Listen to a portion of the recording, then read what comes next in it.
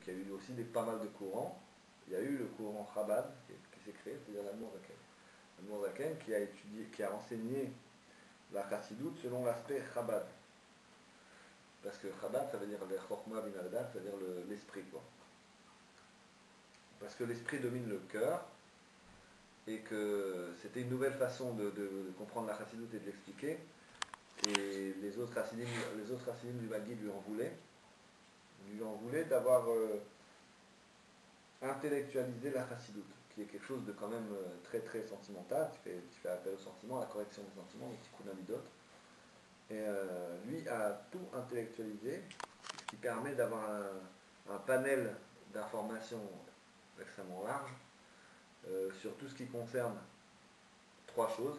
D'abord, nous-mêmes, sur quelle plateforme on se situe. Est-ce qu'on est un rachat, est-ce qu'on est un tzaddik, qu'est-ce qu'on est en fait.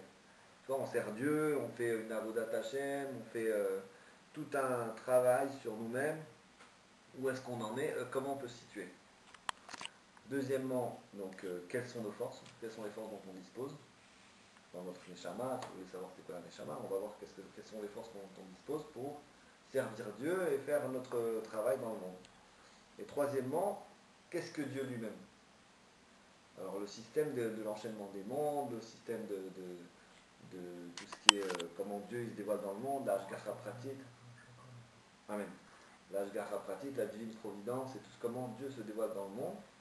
Et comment nous on doit croire ou être sûr ou connaître Dieu. Tu vois? Donc ça fait les trois bases de la sécurité du Chabad. Et à partir de ça, on va avancer dans ces optiques-là. Après, il marque Meyusad al-Pasuk, qui est comment on appelle ça, basé sur le verset Ki karov elecha davar meot beficha ou bilvafra la soto, comme la chose est proche de toi, très proche de toi, beficha ou bilvafra la soto, la chose très proche de toi, dans ta bouche et dans ton cœur pour la faire. Donc on voit ici qu'il y a trois niveaux, beficha ou bilvafra la soto, dans ta bouche, dans ton cœur pour le faire. Donc on voit qu'il y a la parole, bilvafra c'est relié avec la pensée, dans ton cœur, c'est ce qui se trame dans le cœur du juif, la soto pour le faire. Enfin, là, il ne dit pas, dans le verset, on comprend qu'il y a le domaine du cœur, les vavra, tu vois. C'est pas dans ta pensée, ça veut dire que dans des rochera, il aurait pu dire dans ta pensée, la chose est proche de toi, dans ta bouche, dans ta pensée, pour la faire. Non. Et ça fait allusion au sentiment, encore une fois, de l'evavra, c'est-à-dire les deux bêtes qui font allusion au Yetzer Tov, Yetzer Hara, pour le faire, c'est-à-dire que on va t'enseigner la Torah sous un certain angle, que toi-même tu vas comprendre des choses beaucoup plus facilement, beaucoup plus aisément, et tu vas t'apercevoir que vraiment la chose est proche de toi si tu es seulement motivé. Et si tu as les deux bases que va nous donner l'Admour Zaken d'une manière approfondie dans le Tanya, c'est-à-dire la crainte et l'amour de Dieu. Ce sont ce qu'on appelle les gadfim, c'est-à-dire les ailes. Par exemple, il y a une question qui se pose, je crois que c'est Koulim, qui dit est-ce qu'un poulet qui n'a pas d'aile est cachère? Ben oui, il est cachère. D'accord? Donc ça veut dire quoi par rapport à ça? Ouais, c'est-à-dire qu'il n'a pas d'aile, donc il est cachère, on peut le manger, mais il n'a pas d'aile. Alors maintenant, c'est quoi la fonction d'un poulet? Enfin, un oiseau, un volatile? C'est de voler quand même. C'est la première chose que les oiseaux font, c'est de voler. Donc qu'est-ce que t'en dis qu'un oiseau n'a pas d'aile? Ça veut dire qu'il ne sert à rien, en fait, si tu pourrais dire. Il n'accomplit pas sa fonction sur Terre. Eh bien, l'homme, c'est la même chose. On représente dans la Torah les anges avec des ailes et des choses comme ça. Pourquoi? Parce que les anges, ils servent Dieu avec ces deux sentiments-là, l'amour, la crainte de Dieu. Et l'homme, pareil, de la même façon, il a un service de Dieu à accomplir pour que son service monte vers les cieux. C'est que sa prière, son étude, qu'elle monte dans les différents mondes, du monde en monde. Alors il faut qu'il y ait des ailes à ses actes, et à ses paroles, et à ses pensées, et à ses prières. Ces ailes-là, ce sont les deux sentiments, crainte, amour, en permanence. C'est les deux sentiments qui doivent être la base du service de Dieu. À commencer par la crainte, que sans crainte, il n'y a pas d'amour. Sans amour, il y a de la crainte. Tu vois, la crainte, tu peux avoir quelqu'un qui n'a pas tellement d'amour de Dieu, mais qui a très peur de Dieu. Par contre, l'amour de Dieu, tu ne peux pas l'avoir sans crainte. Tu crois que tu aimes Dieu, mais c'est pas vrai, c'est pas un vrai amour de Dieu. Tu vois. Comme des fois, on mettait les tefilines aux gens à Tel Aviv, on leur dit, viens mettre les tefilines, ils disent, non, non, non, c'est bon, j'aime Dieu dans mon cœur. Tu vois bien que ça ne sert à rien que tu aimes Dieu dans ton cœur, parce qu'il n'y a pas d'action qui est faite à cause de ça. Donc il faut bien qu'il y ait quelque chose, un moteur pour qu'il y ait un service de Dieu. Un moteur. Ce moteur-là, c'est la crainte et l'amour. Les varei tev ou karov meod, les derer aruka ou tsara bezrat Hashem yitbarech. Et on va expliquer de manière approfondie comment cette chose-là est proche de toi, de manière courte et longue. Voilà, donc maintenant on commence. Chapitre 1.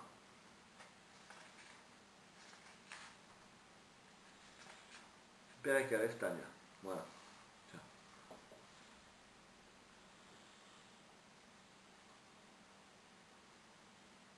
Alors, le Tanya, le livre du Tanya, s'appelle Tanya pour différentes raisons. Premièrement, parce que ce livre va commencer par une braïta, ce qu'on appelle. Une braïta, c'est une Mishnah orale. Les Mishnayot qui ont été dites dans la Gemara par souvenir de tel ou tel Amora. Les Amoraïm, c'est les sages de la Gemara, d'accord? Ok. Et donc la braïta qui a été ramenée dans la fin du chapitre 3 de la Gemara Nida, elle commence par le mot Tanya, comme pratiquement toutes les braïtotes. Tanya.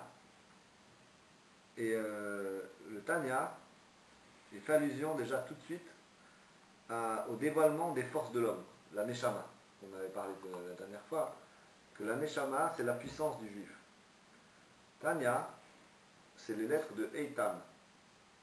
Eitan, ça veut dire la puissance, la fleuve puissant. Ça d'une part. Deuxième chose, Tanya, c'est aussi le nom d'une certaine clipa. Une clipa, c'est une écorce. Il y a une écorce qui s'appelle Tanin, le grand serpent, le crocodile, je ne sais pas comment on pourrait traduire ça en français, le serpent qui s'entoure autour du cœur des juifs pour les empêcher d'étudier la Torah. Il s'appelle Tanin. Une certaine clipa que quand ils voient il y a un bête midrash, ils n'ont pas envie de s'approcher à cause de cette clipa qui existe à l'intérieur d'eux-mêmes. Et Tanya, c'est la femelle de ce Tanin, c'est la femelle de ce serpent, qui est plus puissante que lui, et elle s'entoure autour du cœur des Talmidei Chachamim, c'est-à-dire des sages de la Torah, pour les empêcher d'étudier la Chassidut. Et Tanya vient donc, le Tanya, le Sefer Tanya, vient briser cette clipa. Il vient nous donner accès à la Chassidut, même à l'extérieur, dans des endroits où, des fois, tu as des cours de Tanya qui sont donnés dans des cafés à Tel Aviv, ou un peu partout dans le monde, ou dans des endroits, chez des gens même, tu vois, même pas dans des synagogues ou quoi. C'est marqué Torah mitititse, le Vaikra Rabbah chapitre 13, il explique Torah Chadasha mitititse, une nouvelle Torah sortir de moi, c'est-à-dire un commentaire de Torah sortir de moi. C'est-à-dire qu'il n'y aura pas un nouveau nom de la Torah, ça sera toujours Bereshit bara Elokim et Hashem et Haaretz, sauf que tu vas le voir complètement autrement. Tu vas l'étudier, tu vas le comprendre, tu vas le ressentir et tu vas le vivre. Contrairement à ce que tu faisais un effort et c'était difficile, il fallait étudier Rashi, les Mefarshim et tout ce qui s'ensuit pour arriver à comprendre le verset tel qu'il est. Mais avec la Chassidut, tout va passer de manière plus intuitive, plus visuelle. On va étudier de manière beaucoup plus rapide. On va prendre des tonnes d'informations en quelques secondes. Le Rabbi dit que quand la Géoula sera Amitit Teva Shlema, c'est-à-dire qu'on verra le Beth Amikdash de nos yeux, eh bien, le Mashiach va nous enseigner la Torah de manière visuelle, comme on le voit déjà en fait. Parce que tu prends une vidéo du Rabbi, ça y est, tu es en plein dedans. Tu vois exactement le Rabbi parler devant toi, traduit en toutes les langues. Bon, bah on est déjà dans le temps de la Géoula, c'est le Mashiach qui parle. Alors donc, voilà. Donc maintenant on va goûter ce que c'est que la Chassidut. Donc il commence avec une partie complètement niglée de la Torah, c'est-à-dire la Gemara. Dévoilée, la partie de la Torah la plus dévoilée, c'est la Gemara. C'est vraiment là où on se casse la tête pour étudier des soubiotes, c'est-à-dire des sujets compliqués ou simples, mais qui demandent quand même une certaine réflexion. Tanya. Tanya, ça veut dire on enseigne dans une braïta. Mais sauf Berek Gimel de Nida, à la fin du troisième chapitre de la Gemara Nida. La Gemara Nida, c'est elle qui traite de la femme et de ses périodes et de sa grossesse et tout ce qui s'ensuit. Mashbi Moto, on le fait jurer. Tei Tzadik ve'al Tei Racha. On le fait jurer, soit injuste et ne soit pas un méchant.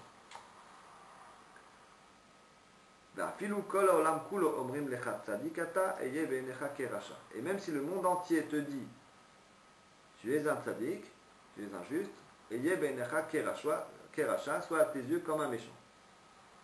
D'accord? C'est jusqu'ici la braïta.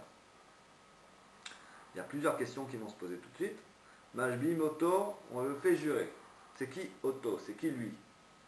À qui on fait jurer? Hein? Le Ben Adam, celui qui veut être sadique ou celui qui est sadique ou rachat. D'accord, on te fait jurer à toi. Oui, d'accord. Mais quand? Quoi? C'est-à-dire à quelle période on te fait jurer? Alors, comme, je ne sais pas si c'est tiré de Nida. Oui. Alors, ça doit être au moment où il épouse sa femme ou Au mariage, on va dire. au mariage. Au mariage. Alors, Mashbim, Oto, Teit, Tzadik, il y a plusieurs options en fait. Ça peut être au mariage, comme tu dis, ça peut être à la bar mitzvah, ça peut être le bébé avant qu'il sorte du ventre de sa mère, ça peut être la neshama avant qu'elle descende du corps. On a plusieurs options. Alors, situations. On va les éliminer une par une. Donc, le mariage, on voit bien que on le fait jurer soit injuste de 0 à 20 ans, s'il se marie à 20 ans, on va dire, ou même à 30 ans. Il se passe quoi? C'est un méchant. On le fait jurer que pendant quelques années il va devenir un tzaddik et avant ça c'est un méchant. Donc ça fait descendre cette possibilité. 13 ans c'est la même chose.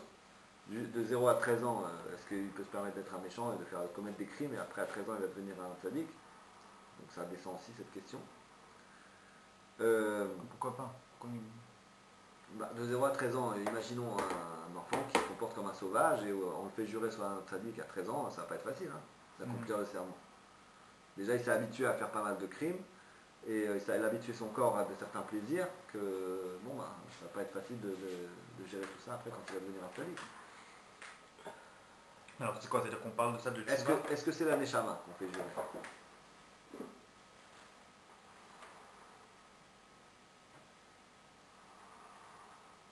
Ok. C'est possible, la neshama, ouais. C'est pas le Ben Adam alors. C'est pas le Ben Adam tel qu'on est, peut-être. La neshama, on l'a fait jurer ou pas? La neshama, je pense pas qu'il y ait de mal, de mauvais ou de bien dans une neshama. Exactement. Donc, enfin, c'est pas qu'elle est de mauvais ou de bien, c'est qu'il n'y a que du bien.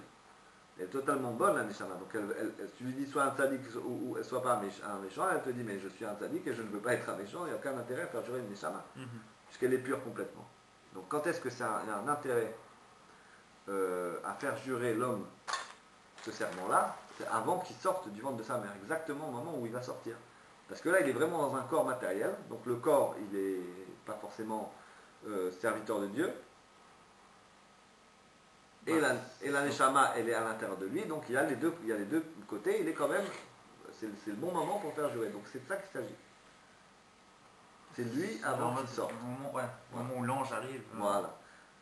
Et il lui apprend la Torah pendant 9 mois, et après c'est ce moment-là de la Gemara où on explique tout ça. Okay. On le fait jurer, soit un tzaddik et ne soit pas un méchant. Lui moto teit tzaddik ve'al tei racha. On le fait jurer, soit un tzaddik ve'al tei racha. Deuxième question, on sait que dans la Torah, chaque mot il est compté, chaque mot il a son poids. Alors pourquoi c'est marqué teit tzaddik ve'al tei racha? Il dit seulement, le serment ça pourrait être soit injuste, soit un tzaddik. On a compris que tu ne vas pas être un méchant. Alors, donc ça laisse en fait simplement être clément par rapport au méchant, qu'il existe et que le méchant a le droit tout autant d'exister que le tzaddik. Si on parle des deux, mais on a une préférence pour le tzaddik. Mais... c'est à toi qu'on parle. Sois injuste et ne sois pas un méchant, c'est à toi qu'on parle. Donc on n'est pas en train de juger le monde entier là. Pas encore. À moi, enfin au Ben Adam. Ben Adam, oui, c'est ça. À moi, à toi, à tout le monde, tous les jours. Ouais. Donc on dit sois un juste et ne sois pas un méchant, ça veut dire on demande aux juifs, avant qu'il va sortir du ventre de sa mère, sois un juste et ne sois pas un méchant. Si tu me dis que la Torah elle pêche tous ces mots, sois injuste. Ça n'a pas besoin de dire que tu ne sois pas méchant, c'est évident. Alors pourquoi il dit ne sois pas il y aurait méchant? moins de méchants. Hein? Justement, il y aurait eu moins de méchants. La réponse elle est comme ça. C'est que t'es tzaddik, sois injuste. Ok. Maintenant, tout le monde n'a pas forcément la force, la puissance et la détermination de devenir un tzaddik. C'est pas évident à la base. Quand quelqu'un il est né dans une famille qui n'est pas religieux et qui vit sa vie de manière complètement terre à terre, et après on lui apprend qu'il y a la Torah, et après on lui apprend, il va essayer de faire un petit peu quelque chose pour avancer, mais c'est pas évident que du jour au lendemain il va devenir un tzaddik, ça va être tout un travail de toute une vie. Alors donc comment il fait pendant tout ce temps-là, avant d'être un tzaddik? Alors justement, Al-Tehi Racha. C'est-à-dire que si tu ne peux pas être un tzaddik, au moins ne sois pas un méchant. Ça c'est la deuxième partie de la proposition. Tzaddik, tu n'y arriveras pas tout de suite. Tu vas arriver mais très tard. C'est un but, le but de toute une vie. Hein. Mais Racha, au moins ne sois pas un Racha. Alors qu'est-ce que tu vas être? Un Benoni. Alors c'est quoi un Benoni? C'est quelqu'un qui n'est pas Racha. Et qui tend déjà, voilà, on voit déjà de ce qu'on a appris. Selon la logique, c'est quelqu'un qui n'est pas un Racha, qui n'est pas un Sadif non plus, qui est entre les deux. Donc on va définir cette chose-là. On continue. Va pilou kolo là. Mais je ne pas. Enfin, oui. C'est pas très clair parce que c'est vrai que s'il aurait dit qui est tzaddik, il aurait. Enfin, pourquoi est-ce que l'ange n'a pas dit qui est tzaddik en fin de compte? Parce qu'on vient de répondre. Parce que si tu n'arrives pas à être un tzaddik, alors quoi? Tu transgresses le serment que tu as fait? Non, au moins ne sois pas un méchant, c'est-à-dire sois un Benoni. C'est-à-dire qu'on a plusieurs propositions dans ce serment. C'est ou tu es un tzaddik, ou tu es un Benoni. C'est ça le serment. C'est ça que ça veut dire. La traduction du serment, clairement, c'est on te demande de jurer que sois un tzaddik. Si tu n'y arrives pas, sois au moins un Benoni. Voilà.